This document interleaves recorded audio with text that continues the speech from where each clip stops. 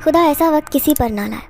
میں جس حال میں ہسپتال میں پڑی تھی، اگر میری جگہ کوئی اور لڑکی ہوتی تو شاید ابھی تک خودکشی کر لیتی، لیکن میں پھر بھی بے غیرتوں کی طرح ہسپتال کے بستر پر زندہ حالت میں موجود تھی۔ میرے آس پاس کوئی بھی نہ تھا، گھر والے تو میری شکل بھی دیکھنا نہ چاہتے تھے۔ میں اس ہسپتال میں پڑی اکیلی سسک رہی تھی۔ شاید یہ کوئی سرکاری ہسپتال تھا، کیونکہ میرے جیسے کئی مریض اس جنرل وارڈ میں موجود تھے۔ میرے حلق میں کانٹے چبھ رہے تھے۔ اپنی حالت اچھی طرح سمجھتی تھی۔ ایک ہاتھ میں ڈرپ بھی لگی تھی جو قطرہ قطرہ بن کر میرے جسم میں داخل ہو رہی تھی۔ میں نے پانی کی تلاش میں ادھر ادھر نظر دوڑائی، لیکن وہاں میری سننے والا کوئی بھی نہ تھا۔ تبھی اچانک ایک سفید لباس پہنے لڑکا آیا۔ اس نے مجھے سہارا دے کر بٹھایا، پانی کا گلاس منہ سے لگا دیا۔ وہ میرے بنا بولے ہی سمجھ گیا تھا کہ میں اس وقت پیاسی ہوں۔ پانی پی کر پھر سے میں بے دم ہو گئی۔ میری آنکھوں سے آنسو بہنے لگے۔ تبھی اس نے میرے سر پر ہاتھ رکھا۔ مہربان لہجے میں کہنے لگا، رونے کی ضرورت نہیں، اب آپ بالکل ٹھیک ہو چکی ہیں۔ میں اسے کیسے بتاؤں کہ میرے ساتھ جو کچھ ہوا ہے، اگر میں ساری زندگی بھی اس پر آنسو بہاؤں تو میرا غم کم نہ ہوگا۔ میری پوری زندگی برباد ہو گئی تھی۔ میں اپنے گھر والوں کے لیے ذلت کا باعث بنی تھی۔ اچانک ہی مجھے وہ سب کچھ یاد آنے لگا۔ میں چیخیں مار مار کر رونے لگی۔ تبھی وہ لڑکا آیا۔ اس نے میرے بازو میں کوئی انجیکشن لگا دیا، جس کے اثر سے میں گہری نیند میں چلی گئی۔ لیکن ہوش و حواس کھونے سے پہلے میں اپنے اس بھیانک ماضی کو کیسے بھول سکتی تھی جس نے آج مجھے ہاسپٹل کا منہ دکھایا تھا۔ میرا نام رخسار ہے۔ ہم 7 بہن بھائی تھے۔ ابو میرے ایک چھوٹی سی پرچون کی دکان چلاتے تھے۔ ایک بڑا بھائی تھا، جبکہ ایک سب سے چھوٹا۔ بیچ کی ہم 5 بہنیں تھیں، جس میں میرا نمبر تیسرا تھا۔ میری سب سے بڑی بدقسمتی یہ تھی کہ میں بلا کی خوبصورت تھی، سارے بہن بھائیوں سے سب سے الگ، گوری چٹی سفید رنگت لیے۔ میں اپنی بہنوں سے بہت الگ دکھتی تھی۔ محلے پڑوس کی دوستیں اور میرے رشتہ دار سبھی امی سے آ کر کہتے کہ تمہاری یہ بیٹی نہ جانے کس پر چلی گئی، سب سے الگ ہی ناک نقشہ چرایا ہے اس نے۔ مجھے ان کی باتیں خوشی نہیں دیتی تھیں۔ اپنی تعریف سن کر عجیب لگتا تھا۔ نہ جانے کیوں میں ان سب سے الگ ہوں، مجھے اپنی خوبصورتی اچھی نہیں لگتی تھی۔ پھر میٹرک کر کے اب میں کالج میں پڑھ رہی تھی۔ وہاں نئی نئی لڑکیاں مجھ سے دوستی کی خواہاں تھیں، لیکن ابو نے سختی سے منع کر رکھا تھا کہ زیادہ کسی سے دوستی رشتہ داری کرنے کی ضرورت نہیں۔ اگر لڑکیوں کا زیادہ دیر گھر سے باہر رہنا بھی پسند نہیں تھا۔ میری دونوں بڑی بہنوں نے تو میٹرک کرنے کے بعد پڑھائی چھوڑ دی تھی، لیکن میں نے پڑھائی کے شوق میں کالج میں داخلہ لیا تھا، کیونکہ یہ ایک سرکاری کالج تھا۔ یہاں پر پڑھائی اتنی مہنگی نہ تھی، گھر میں غربت تھی، جبھی تو ابھی تک بڑی باجیوں کی شادی نہیں ہو رہی تھی۔ حالانکہ رشتے تو ان کے بہت آتے تھے، لیکن امی نے ان کا جہیز تیار نہیں کیا تھا۔ وجہ وہی گھر کے حالات۔ بھائی ایک فیکٹری میں کام کر رہے تھے، جبکہ ابو ایک چھوٹی سی پرچون کی دکان چلاتے تھے۔ پائی پائی جوڑ کر اماں گھر میں راشن اور دوسرا سامان لے کر آتی تھیں۔ وہ بیچاری بھی گھر میں سلائی وغیرہ کر لیتی تھیں۔ محلے پڑوس کے لوگ ان سے کپڑے سلواتے تھے۔ میں ابھی تک آزاد پنچھی کی طرح زندگی گزار رہی تھی۔ میرے اوپر نہ تو کوئی خاص گھر کی ذمہ داری تھی اور نہ ہی گھر کے مسئلوں میں الجھنے کی۔ ابھی میری زندگی انجوائے کرنے کے دن تھے۔ کالج میں آ کر تو زندگی بالکل بدل گئی تھی۔ کافی لڑکیاں مجھ سے دوستی کرنا چاہتی تھیں، لیکن ایک لڑکی جس کا نام شفا تھا، وہ تو میرے پیچھے ہی پڑ گئی۔ وہ ایک امیر گھرانے کی لڑکی تھی، اونچی پونی ٹیل بنائے، گلے میں دوپٹہ ڈالے، آنکھوں میں لینز لگائے اور ناخنوں پر نیل پالش لگائے، عجیب فیشنیبل سی لڑکی تھی۔ میں نے اس سے لاکھ پیچھا چھڑانے کی کوشش کی، لیکن وہ تو میرے پیچھے ہی پڑ گئی۔ بار بار کہتی کہ تمہیں دیکھ کر تو مجھے عشق ہو گیا ہے، تم بہت خوبصورت ہو، دیکھو مجھ سے دوستی کر لو، فائدے میں رہو گی۔ کالج کی کئی لڑکیوں نے مجھے اس سے دور رہنے کا کہا اور بتایا کہ یہ لڑکی ٹھیک نہیں ہے، اس کے ساتھ دوستی نہیں کرنا، لیکن وہ تو جیسے ہاتھ دھو کر میرے پیچھے پڑ گئی تھی۔ پھر میں نے بھی مروت کے مارے اس سے دعا سلام کرنا شروع کر دی۔ دیکھتے ہی دیکھتے ہماری وہ دعا سلام گہری دوستی میں بدل گئی۔ میں نہ چاہتے ہوئے بھی خود کو اس سے دور نہ رکھ سکی۔ وہ آئے دن مجھے اس بات پر اکساتی کہ آدھے دن کی چھٹی لے کر ہم گھومنے پھرنے چلتے ہیں، لیکن میں ایسی باتوں سے ڈرتی تھی۔ اگر خدا نہ خواستہ ابو یا بھائی مجھے دیکھ لیتے تو میری جان پر بن آتی، اسی لیے میں کہیں بھی جانے سے ڈرتی تھی۔ لیکن وہ روزانہ کھانے کے لیے کبھی برگر، کبھی پیزا، تو کبھی مہنگے مہنگے کھانے لے کر آتی۔ پھر ایک دن اس نے ایک حیرت انگیز انکشاف کیا۔ کہنے لگی میں بھی تمہاری طرح غریب گھر سے تعلق رکھتی ہوں، لیکن میں نے اپنے حالات خود بدلے ہیں۔ میں اس کی بات سمجھی نہ تھی۔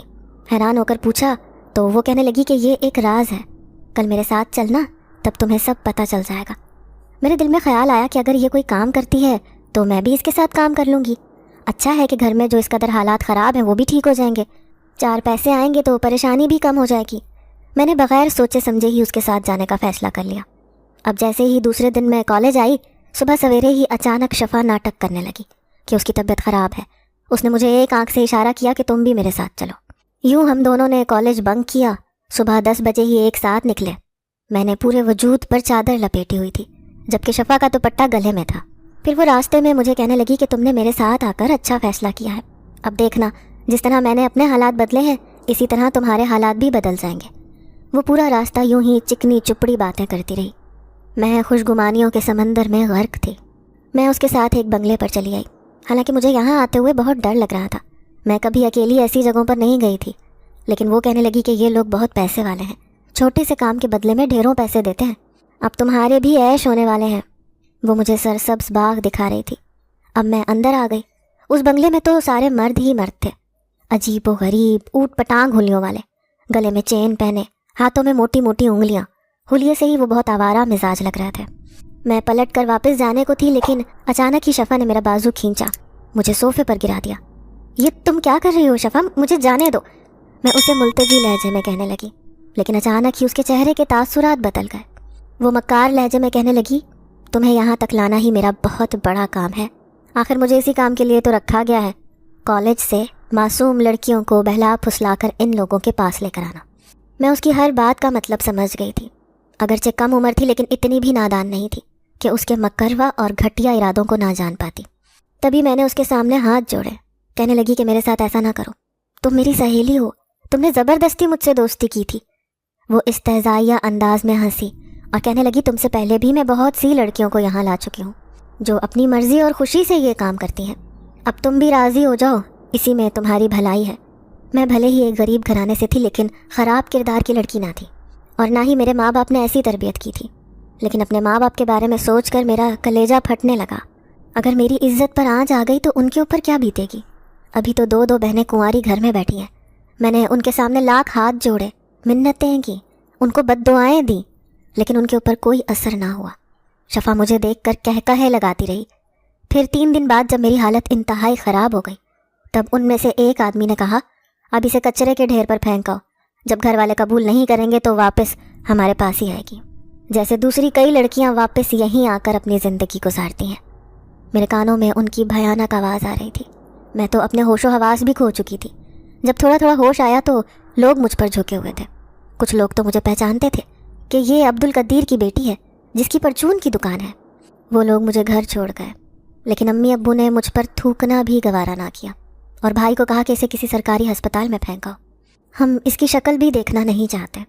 इसने हमारी ना सिर्फ इस मोहल्ले में बल्कि पूरे ख़ानदान में इज्जत ख़राब कर दी।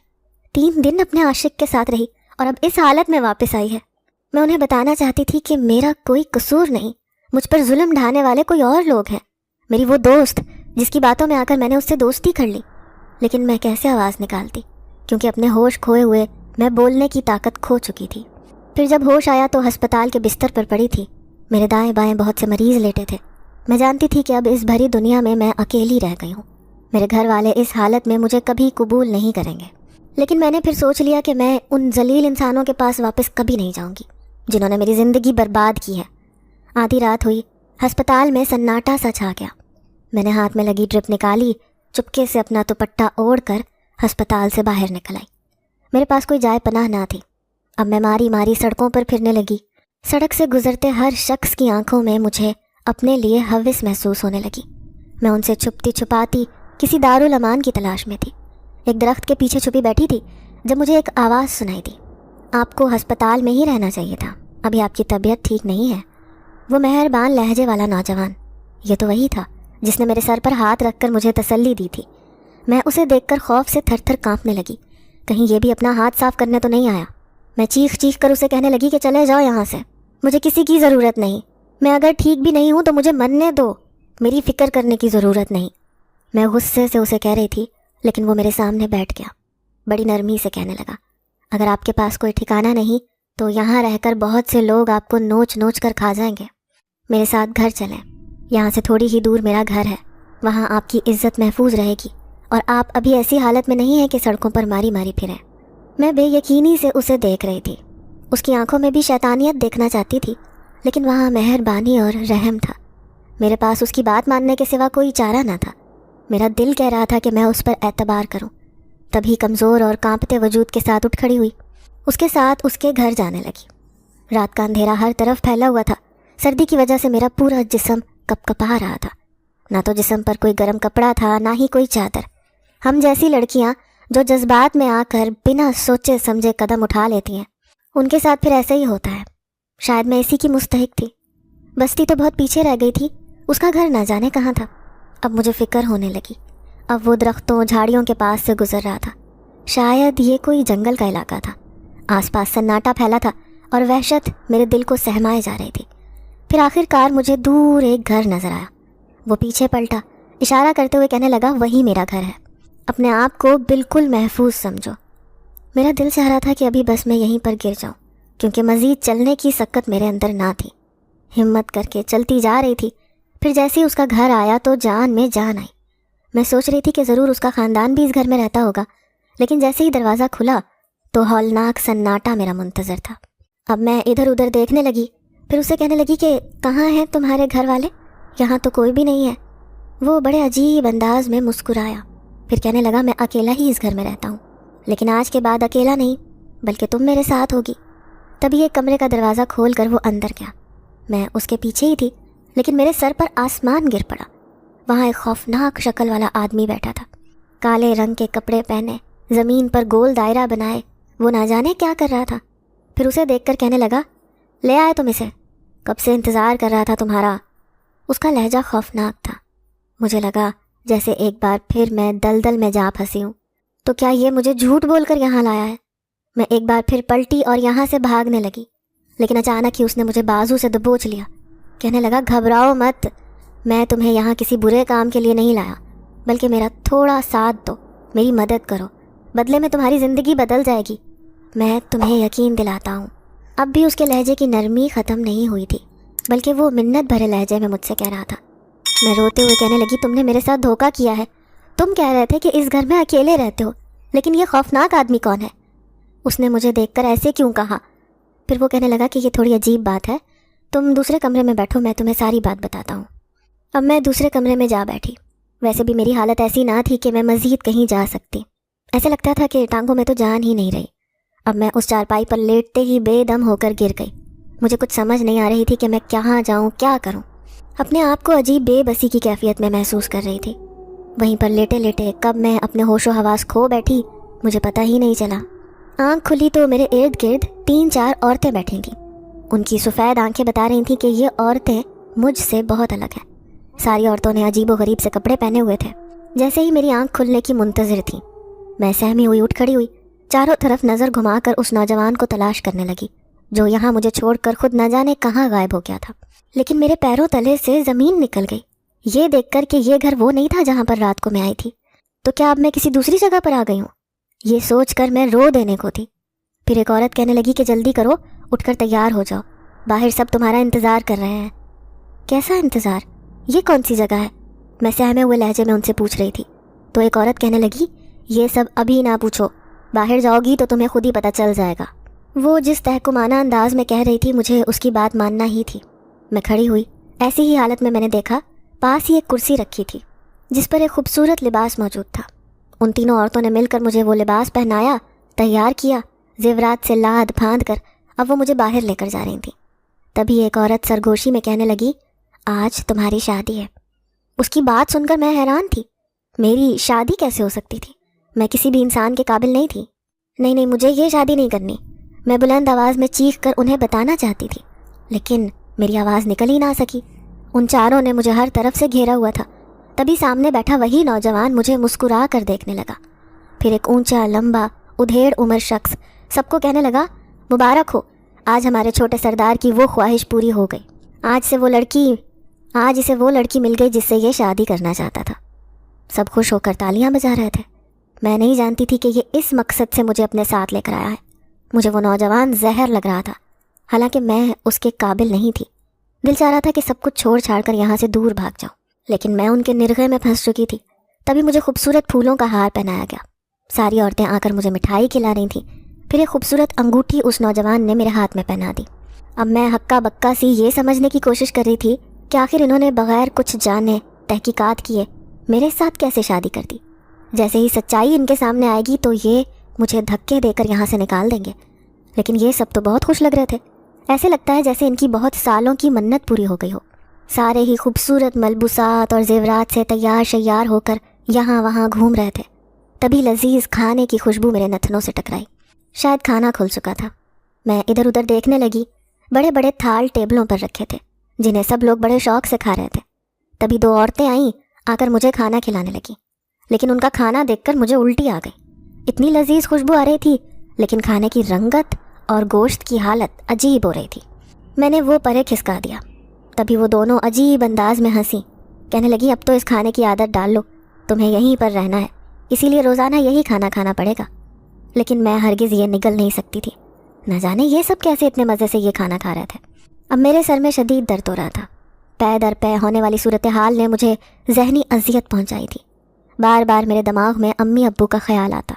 یقیناً وہ مجھے کبھی زندگی بھر معاف نہیں کریں گے۔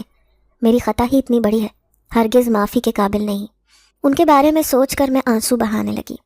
تبھی کوئی چپکے سے میرے سامنے بیٹھا۔ یہ وہی نوجوان تھا جسے انہوں نے میری عجیب انداز میں شادی کی تھی۔ میں نے نفرت سے اسے دیکھا۔ کہنے لگی تم مجھے دھوکے سے یہاں لے کر آئے، آخر تم سب کون ہو اور میرے بارے میں جانے بغیر مجھ سے کیسے شادی کر لی؟ میں ایک گناہ گار ہوں، شاید تم یہ بات نہیں جانتے۔ وہ کہنے لگا پھر بھی مجھے تم قبول ہو، کیونکہ میری شروع سے ہی خواہش تھی کہ میں کسی خوبصورت لڑکی سے شادی کروں، اور تم سے شادی کر کے میری یہ حسرت پوری ہو گئی۔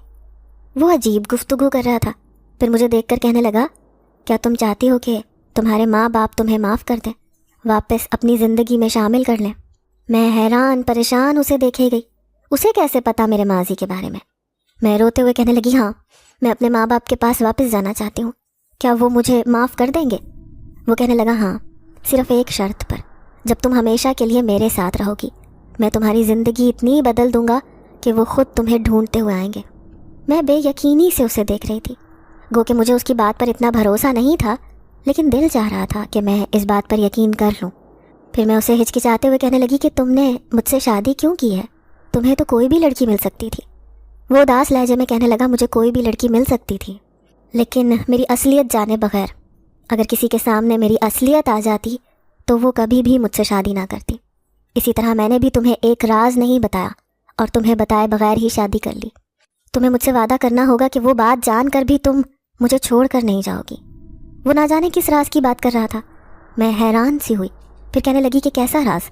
اس نے چاروں طرف نگاہ دوڑائی، کہنے لگا وہ راز یہ ہے کہ تم اس وقت جس محل میں بیٹھی ہو وہ انسانوں کا نہیں بلکہ جنات کا ہے، اور میں بھی ایک جن ذات ہوں۔ اس کی بات نے میرے ہوش اڑا دیے۔ میں خوف زدہ سی ہو کر اٹھ کھڑی ہوئی، کہنے لگی نہیں، ایسا نہیں ہو سکتا، تم تو ایک انسان ہو، تم کیسے ایک جنات ہو سکتے ہو؟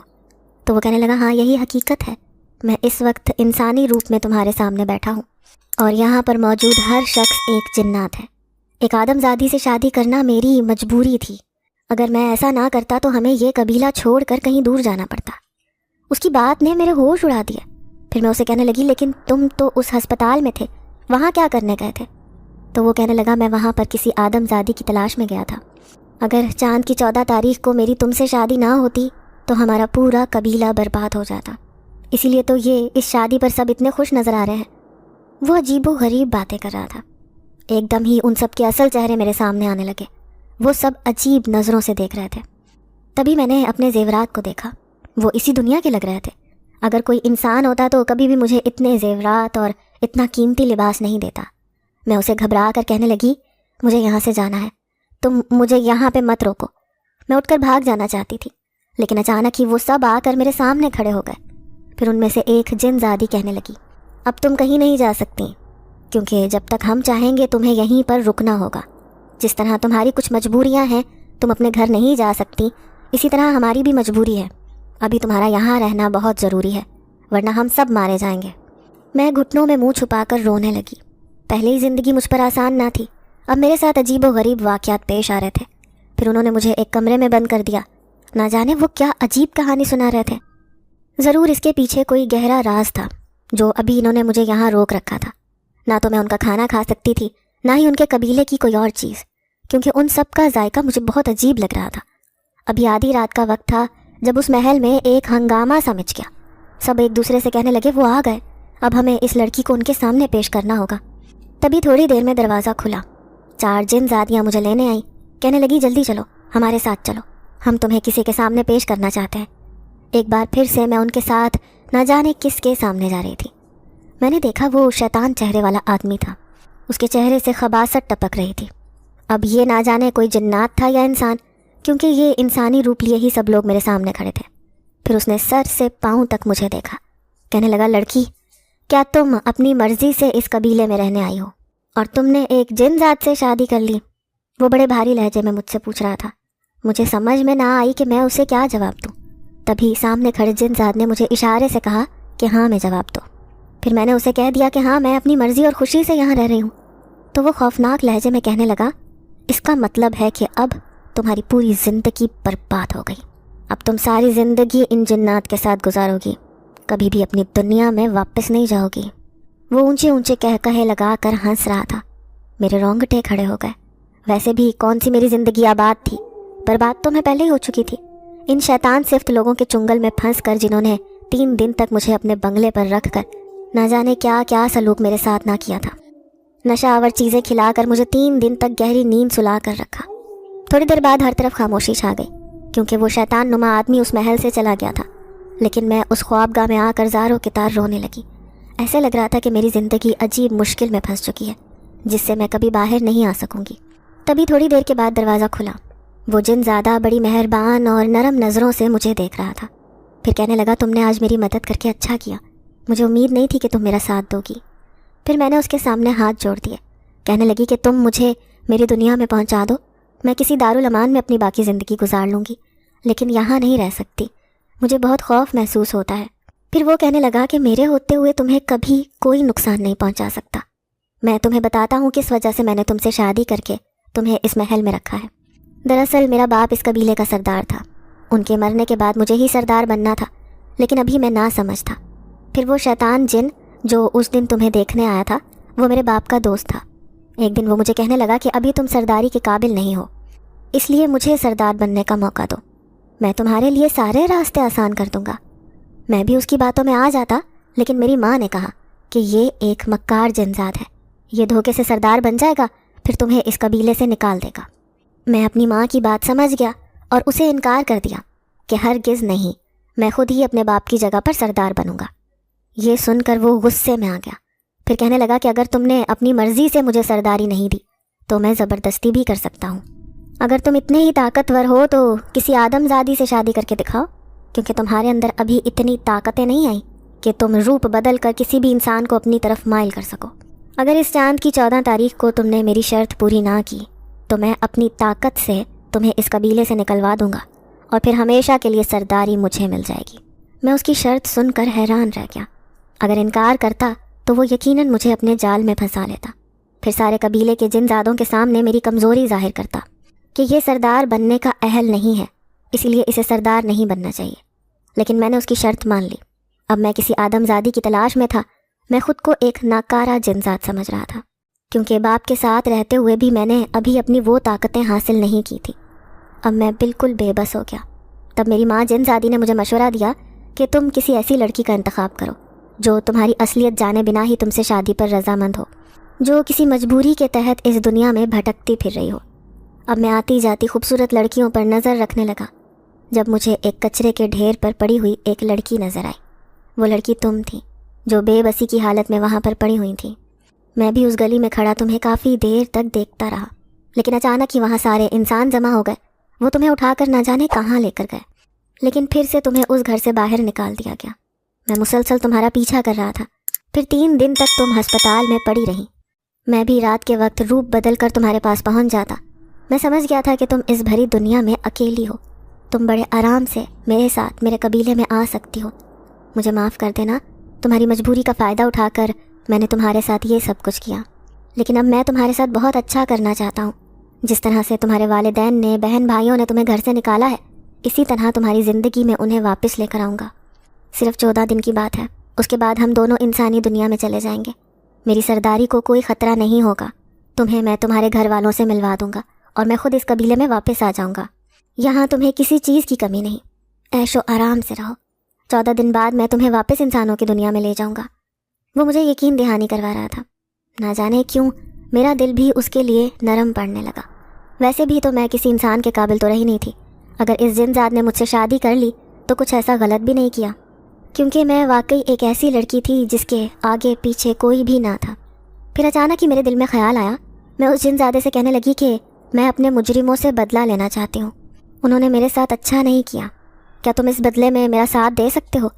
میری آنکھوں میں غصے کی چمک تھی. وہ کہنے لگا کیوں نہیں، تمہیں ان سے ضرور بدلہ لینا چاہیے. اگر برائی کرنے والے کو ایسے ہی چھوڑ دیا جائے تو وہ نہ جانے کتنے لوگوں کی زندگیاں برباد کرتے رہتے ہیں، کبھی رکتے نہیں ہیں. اب میں نے بھی ٹھان لی تھی کہ بھلے کچھ بھی ہو میں ان لوگوں سے بدلہ لے کر رہوں گی، خاص طور پر اپنی اس مکار دوست سے جس نے میری زندگی برباد کی تھی. لیکن اب 14 دن تک مجھے انتظار کرنا تھا. یوں میں اسی محل میں رہنے لگی. اب دھیرے دھیرے مجھے ان کی ہر چیز اچھی لگنے لگی. میں جن زادیوں کے ساتھ مل کر جھیل پر جاتی جہاں کا نیلا پانی مجھے اپنی طرف کھینچتا تھا. میں نے آج تک ایسی زندگی نہیں دیکھی تھی. یہ تجربہ میرے لیے بالکل نیا اور منفرد تھا. پھر ایک رات جب میں اپنی خوابگاہ میں سو رہی تھی، اچانک ہی چھپکے سے دروازہ کھلا. جیسے ہی میں نے آنکھیں کھول کر دیکھی تو وہ شیطان جن زاد میرے سر پر کھڑا مجھے مکار نظروں سے دیکھ رہا تھا. میں چیخنے ہی والی تھی کہ اچانک اس نے میرا منہ دبوچ لیا. میں بری طرح پھڑپھڑانے لگی. وہ نہ جانے میرے ساتھ کیا کرنا چاہتا تھا. پھر اچانک ہی وہ میرا گلا دبانے لگا. میں سمجھ گئی کہ وہ اپنی ذلت کے احساس کا بدلہ مجھ سے لینا چاہتا ہے. میں چیخ کر کسی کو پکارنا چاہتی تھی، لیکن ایسے لگتا تھا جیسے آج میں مر جاؤں گی. تبھی اچانک کوئی دروازہ کھول کر آیا. اسے دیکھتے ہی وہ شیطان جن زاد غائب ہو گیا. یہ وہی جن زاد تھا جو مجھے یہاں لے کر آیا تھا. میرے سامنے شرمندگی سے کہنے لگا مجھے معاف کر دو، میں دھیان نہ دے سکا یہ کب یہاں پہنچ گیا، لیکن آج کے بعد یہ اس قبیلے میں نہیں رہے گا. آج اس نے تمہارے ساتھ جو کچھ بھی کیا ہے اس کے بعد میں اسے ہمیشہ کے لیے یہاں سے نکال دوں گا. وہ بہت غصے میں لگ رہا تھا، لیکن میں شدید خوف زدہ تھی. مجھے ایسے لگ رہا تھا جیسے اب کبھی بھی میری زندگی پہلے کی طرح نہیں ہوگی. پھر میں اس سے کہنے لگی کہ میں واپس اپنی دنیا میں جانا چاہتی ہوں. تو وہ کہنے لگا ٹھیک ہے، میں کل صبح ہی تمہیں وہاں لے کر جاؤں گا جہاں تمہارے ماں باپ رہتے ہیں، لیکن اب کی بار تم نے سب سے حقیقت چھپا کر رکھنی ہوگی. میں ایک انسان بن کر تمہاری زندگی میں شامل رہوں گا. ہم ایک ہی گھر میں رہیں گے، لیکن کسی کو بھی پتہ نہیں چلنا چاہیے کہ میں انسان نہیں بلکہ ایک جن ذات ہوں. میں نے اس سے وعدہ کر لیا. پھر صبح ہوتے ہی آخر کار میں اس کے ساتھ انسانوں کی دنیا میں چلی آئی، جو میری اصل دنیا تھی جہاں پر میرے گھر والے رہتے تھے. میں نے اسی بستی میں مکان لیا، جن زادے کے ساتھ وہاں رہنے لگی. میں ہر روز کھڑکی سے اپنے ابو کو وہاں سے آتے جاتے گزرتے دیکھتی. کبھی میرے بھائی آتے جاتے دکھائی دیتے، لیکن میں بس حسرت سے ان کو دیکھتی رہتی. میں جانتی تھی کہ اگر میں ان کے سامنے گئی تو وہ کبھی بھی مجھے قبول نہیں کریں گے، بلکہ نفرت سے دیکھ کر نگاہ پھیر لیں گے. جن زاد نے اس شہر کا سب سے مہنگا گھر میرے لیے خریدا تھا. میں جانتی تھی کہ ابھی نہیں تو بہت جلد امی ابو کو میرے بارے میں پتہ چل جائے گا کہ رخسار اس شہر میں اپنے شوہر کے ساتھ رہ رہی ہے. پھر ایک دن میں آدھی رات کو رو رہی تھی تو وہ جن زاد میرے سامنے آیا. کہنے لگا میں تمہیں تمہارے گھر والوں سے ملوا کر رہوں گا. اگر تم میرے کہنے کے مطابق چلیں تو بہت جلد ان کے دل میں تمہاری جگہ بن جائے گی. میں حیران ہو کر اسے دیکھنے لگی. وہ کہنے لگا کہ پہلے تمہیں اپنی ماں کے دل میں اپنی جگہ بنانی پڑے گی، اس کے بعد سارے گھر والوں کے دل میں، لیکن تمہارے باپ کا دل اتنی جلدی صاف نہیں ہوگا. یہ بات مجھے اچھی طرح پتہ ہے. ویسے بھی میں نے تمہارے گھر کے سارے حالات جان لیے ہیں. وہ آج کل بہت پریشان ہیں کیونکہ تمہاری وجہ سے ان کی بہت بدنامی ہوئی ہے اور تمہاری بہنوں کا رشتہ بھی نہیں ہو پا رہا. ایسے میں ایک چیز ان کی مدد کر سکتی ہے. میں چونک کر اسے دیکھنے لگی. وہ کہنے لگا دولت ایک ایسی چیز ہے جو بہت جلد ہر عیب پر پردہ ڈال دیتی ہے، اس لیے تمہیں صرف اسی چیز سے نہ صرف ان کی بلکہ اپنی بھی مدد کرنی ہے. تبھی اس نے میرا ہاتھ تھاما، مجھے لے کر ایک کمرے میں آ گیا. وہاں پر ایک صندوق رکھا تھا. اس نے مجھے صندوق کھولنے کو کہا. جیسے ہی میں نے وہ کھولا تو میرے پیروں تلے سے تو زمین نکل گئی. اس میں بے تحاشا زیورات بھرے ہوئے تھے. میں بے یقینی سے اسے دیکھے جا رہی تھی. پھر وہ کہنے لگا کہ یہ سب تمہارے ہیں، تمہارے پاس اس سے بھی زیادہ دولت ہے، چاہو تو وہ ساری میں تمہیں دے سکتا ہوں، لیکن میں جانتا ہوں تمہارے لیے اتنا ہی کافی ہے. اب تم نے اسی دولت سے اپنے گھر والوں کی مدد کرنی ہے. وہ مجھے طریقہ بتا رہا تھا. مجھے بے تحاشا خوشی ہوئی. بلا شبہ وہ میری بھرپور مدد کر رہا تھا. مجھے ایسے لگا جیسے بہت جلد گھر والوں کا میری طرف سے دل صاف ہو جائے گا. جب یہ ایک رات کی تاریکی میں گھر سے نکلی، میں دوسری گلی میں موجود اپنے گھر کی طرف جا رہی تھی، چہرے پر نقاب ڈالے تاکہ کوئی مجھے پہچان نہ سکے. میرے ہاتھ میں وہ خوبصورت زیورات تھے. میں نے دروازے پر دستک دی. بری طرح گھبرا گئی کہ کہیں ابو نہ دروازہ کھولیں. اگر انہوں نے مجھے دروازے پر کھڑا ہوا دیکھ لیا تو دھکے دے کر نکال دیں گے۔ میں مسلسل دستک دیے جا رہی تھی، پھر جیسے ہی دروازہ کھلا تو میں 2 قدم پیچھے ہٹی، لیکن یہ دیکھ کر جان میں جان آئی کہ امی دروازے پر تھیں۔ وہ مجھے پہچاننے کی کوشش کر رہی تھیں۔ میری ماں کتنی کمزور ہو گئی تھی، شاید گھر کی پریشانیوں نے ان کی یہ حالت کر دی تھی، اور پھر جو ذلت آمیز کام میں نے کیا تھا اس کے بعد تو ان کا یہی حال ہونا تھا۔ مجھے انہیں دیکھ کر بے اختیار رونا آنے لگا۔ تبھی میں نے جلدی سے اس پوٹلی میں موجود زیورات ان کے ہاتھ پر رکھے، کہنے لگی امی مجھے معاف کر دینا، میں یہ زیورات آپ کے لیے لے کر آئی ہوں۔ یہ کہہ کر ایک دم سے میں واپس پلٹ آئی اور گلی کے اندھیرے میں غائب ہو گئی۔ میں جانتی تھی کہ پیچھے امی مجھے ڈھونڈ رہی ہوں گی کہ اچانک آئی اور ایسے ہی چلی گئی، لیکن میرا دل زور سے دھڑک رہا تھا، نہ جانے وہ اس پوٹلی کو کھول کر دیکھیں گی بھی یا نہیں۔ یوں 2-3 مہینے گزر گئے۔ میں سب کی نظروں سے چھپ کر اس گھر میں رہ رہی تھی۔ اگر کوئی بھی محلے پڑوس کا آدمی دروازہ بجاتا تو جن زیادہ ہی دروازہ کھولنے جاتا تھا۔ میں گھر میں دبکی پڑی رہتی، ہر دستک پر میں چونک جاتی، ایسے لگتا جیسے اماں یا ابو مجھے لینے آئے ہیں، لیکن ایسا کچھ بھی نہ ہوتا۔ ایسے لگ رہا تھا ان کا دل ابھی تک میری طرف سے صاف نہیں ہوا۔ تبھی ایک دن میں جن زادے سے غصے سے کہنے لگی تم نے جھوٹ کہا تھا، اگر دولت سے سارے عیب چھپ جاتے تو دیکھو میرے ماں باپ نے ابھی تک مجھے معاف نہیں کیا، میں ساری زندگی ایسے ہی تڑپتے ہوئے گزار دوں گی۔ تو وہ کہنے لگا حوصلہ رکھو، ان قریب تمہارے حالات بدلنے والے ہیں، وہ خود تمہیں لینے آئیں گے۔ وہ ایسے ہی مہربان لہجے میں مجھ سے باتیں کیا کرتا تھا۔ اس کی باتیں مجھے اچھی لگتی تھیں کیونکہ وہ امید دلانے والی باتیں کرتا تھا۔ پھر ایک دن مجھے پتہ چلا کہ میری بہنوں کی شادی ہونے والی ہے۔ ان کے گھر میں خوب شور شرابے ہنگامے کی آوازیں آ رہی تھیں۔ میں کھڑکی میں کھڑی حسرت سے اس گھر کو دیکھ رہی تھی جہاں پر میرا بھی اتنا ہی حق تھا جتنا میرے باقی بہن بھائیوں کا، لیکن آج میں کتنی بے بس اور مجبور تھی۔ کیا تم اس شادی میں جانا چاہتی ہو؟ اچانک کی آواز پر میں پلٹی۔ وہ جن زیادہ تھا جو میرے سامنے کھڑا تھا، مجھے غور سے دیکھ رہا تھا۔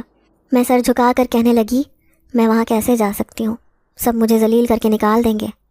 یہ میرا تم سے وعدہ ہے، تمہیں کوئی بھی بے عزت نہیں کرے گا۔ اگر جانا چاہتی ہو تو بتاؤ، میں ابھی اسی وقت تمہارے لیے سارے انتظامات کر دیتا ہوں۔ تبھی میں نے ہاں میں سر ہلا دیا۔ تھوڑی دیر بعد وہی 4 جن زادیاں آئیں جو مجھے تیار کر رہی تھیں۔ زیورات پہنائے، خوبصورت لباس پہنایا۔ میں نے تیار ہو کر خود کو آئینے میں دیکھا۔ میں بے اختیار خود کو دیکھتی رہ گئی کیونکہ میں کسی حسین شہزادی کی طرح لگ رہی تھی۔ اتنے مہنگے زیورات، سونے چاندی کی کڑھائی سے تیار کردہ لباس پہن کر میں کسی ملکہ سے کم نہیں لگ رہی تھی۔ آخر کو میں ایک جن زاد سردار کی بیوی تھی۔ اب وہ میرے ساتھ انسانی روپ لیے میرا شوہر بن کر شادی میں شرکت کے لیے جا رہا تھا، لیکن میں بری طرح گھبرا گئی۔ اگر سارے مہمانوں کے سامنے ماں باپ نے مجھے بے عزت کر دیا تو شاید پھر سے زندگی جینے کی خواہش میرے اندر باقی نہ رہے۔ میں یہ سوچ کر خوفزدہ تھی، لیکن جن زاد نے تو جیسے ان پر سحر طاری کر دیا تھا۔ کسی نے بھی مجھے ایک لفظ نہیں کہا، بلکہ ان کی آنکھوں میں شدید حیرت اور حسرت تھی۔ سب لوگ میرے خوبصورت زیورات اور لباس کو دیکھ رہے تھے۔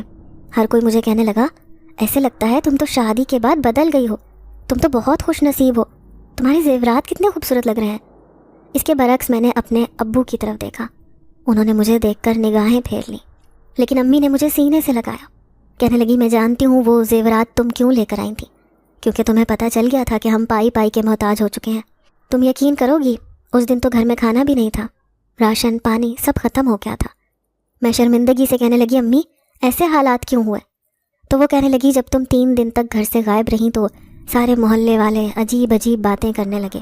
سب کا کہنا تھا تم گھر سے بھاگ گئی ہو، جبھی تو ہم نے تمہیں اس گھر میں نہیں رکھا۔ سوچا کہ تمہیں گھر میں رکھیں گے تو پھر تمہاری بڑی بہنوں کے لیے پریشانی ہو جائے گی، ان کے لیے بھی رشتے نہیں آئیں گے۔ لیکن جب تم گھر سے چلی گئی تب بھی ان کے لیے ایک بھی رشتہ نہ آیا، اور ہر کوئی یہی کہتا کہ چھوٹی نے ایسا گل کھلایا ہے، بڑی بھی خراب ہوں گی۔ آہستہ آہستہ تمہارے ابو پریشان ہونے کی وجہ سے دکان پر بیٹھنا چھوڑ چکے تھے۔ یوں دکان بھی ختم ہو گئی، صرف ایک تمہارے بھائی کی تنخواہ آ رہی تھی، اسی سے گھر کا گزارا چل رہا تھا۔ لیکن پچھلے دنوں اس کی بھی فیکٹری بند ہو گئی، جبھی تو ہمارے حالات اتنے خراب ہو چکے تھے۔ لیکن جب وہ تم قیمتی تحفہ مجھے دے کر گئیں تو مجھے یقین نہیں آیا کہ میری بیٹی ہماری اتنی مدد کرے گی۔ مجھے یقین ہے تمہارے ابو کا بھی تمہاری طرف سے دل صاف ہو جائے گا۔ انہی زیورات کو بیچ کر تو میں تمہاری بہنوں کی شادی کر رہی ہوں۔ دیکھو تو آج کتنے سالوں بعد اس گھر میں شہنائیاں بج رہی ہیں، اور تمہارے بھائی نے بھی کاروبار شروع کر لیا ہے، جبھی تو گھر میں روپے پیسے کی ریل پیل ہو گئی ہے۔ یہ سب تمہاری وجہ سے ہوا ہے۔ امی بہت خوش ہو رہی تھیں۔